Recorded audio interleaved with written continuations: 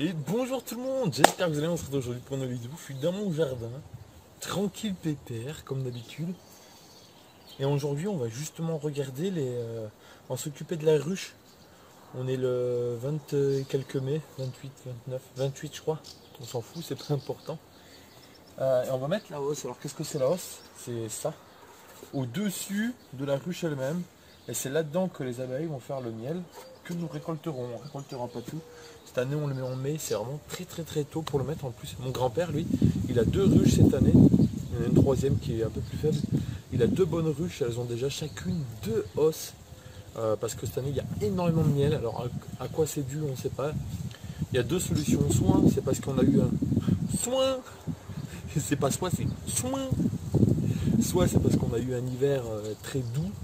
On n'a quasiment pas eu de gelée. Par chez nous c'est très rare. On a eu une seule fois de la neige. Des gelées vraiment très faibles, elles ont quasiment été absentes. Du coup le printemps est arrivé très tôt. C'est beaucoup en avance. Il y a des petits corbacs là. Du coup voilà. C'est très en avance. Du coup c'est peut-être pour ça que bah voilà. Il n'y a pas eu d'hiver, pas de gelée. Du coup le pollen est arrivé tôt. Les abeilles travaillent plus. On aura plus de miel.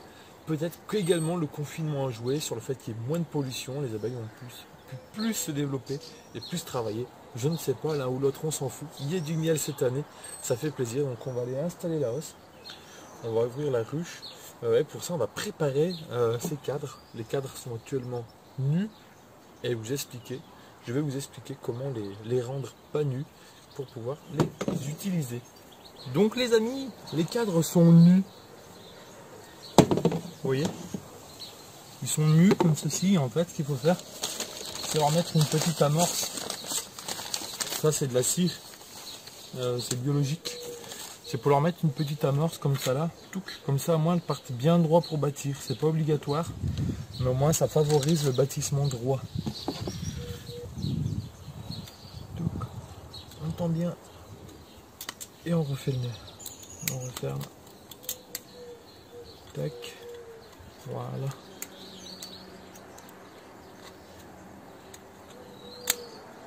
Super. C'est bien refermé. Touc. Voilà. Donc là le câble il est bien tendu. On va pouvoir couper un morceau.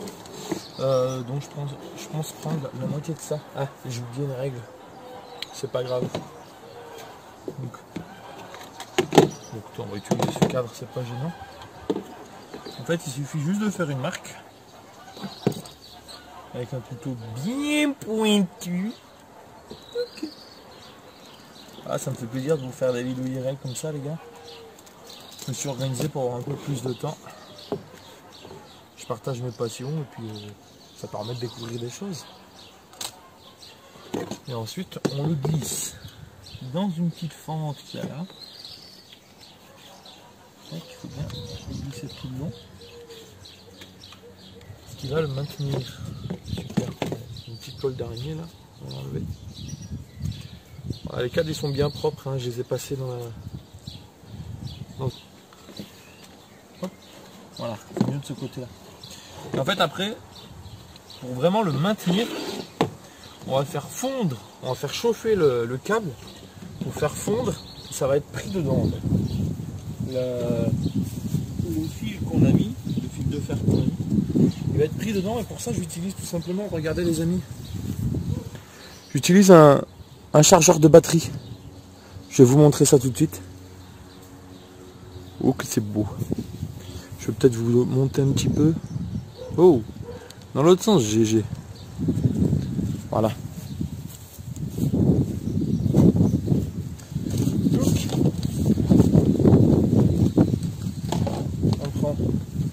Nos 2 pinces. On va faire redémarrer le cœur. Oh, regardez. Donc là on peut bien toucher de ce côté-là. Sur le câble ici et de l'autre côté. Et le jus va passer au milieu. Et hop là, vous voyez? Je sais pas si vous avez vu. J'essaie de vous le montrer de plus proche. Et du coup ma plaque de cire, elle va être vraiment incorporée à l'intérieur. Je sais pas si vous voyez, voilà. Elle est bien rentrée dedans. Et au moins, elle tient bien. Je vous montre. Voilà. Vous voyez? Super. Oula, merde. J'ai donné un gros coup. Et du coup, ça tient bien. Les abeilles vont bien pouvoir bâtir correctement. Super. Voilà. Elles vont partir bien droites comme ça. Super. Du coup, on va s'occuper des suivantes. Et d'une. Alors moi, j'en ai 8. C'est les cadrans, il y en a 8. Voilà. Du coup, je m'occupe de tout ça, puis on se retrouve après, une fois que ça sera terminé.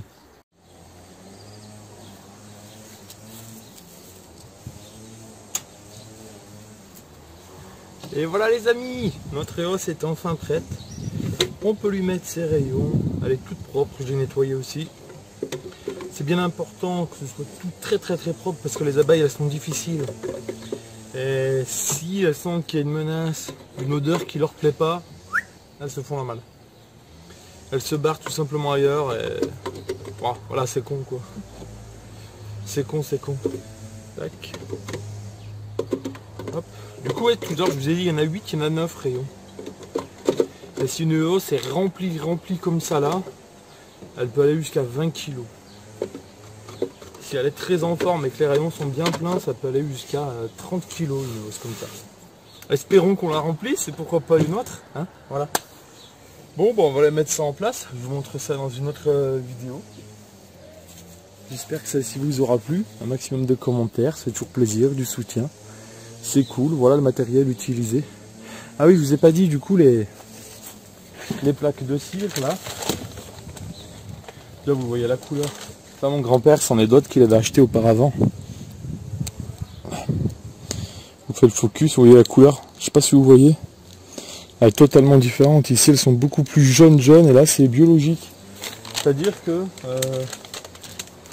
notre reste de cire qu'on va obtenir à la récolte du miel, eh ben on leur met tout simplement une entreprise qui va elle créer les plaques avec ça.